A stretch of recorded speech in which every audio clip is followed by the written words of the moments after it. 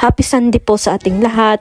At dahil ngayon lang po umaraw dito sa amin kasi halos everyday na umuulan, ngayon ko lang po naisipang maglaba kasi super dami na din naming labahan na naipon sa buong week. Siya na po kayo mga ka-mother sa boses ko dahil medyo inuubo ako at sinisipon.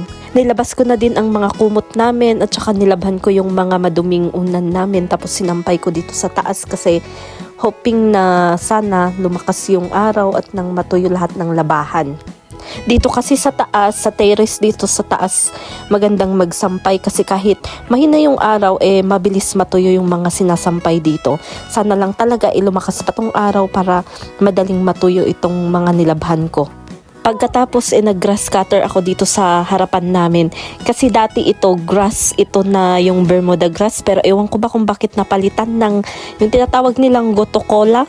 Ito naging hindi naman ito di damo kasi herbal medicine daw to pero ang pangit lang kasi kaya kailangan nating ikat para bumalik yung sigla ng grass natin.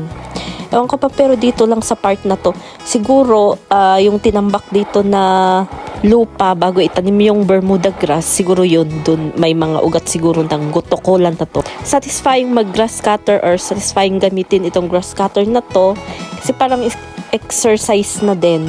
Pero minsan nakakapagod din. Ito pala yung view namin dito sa taas.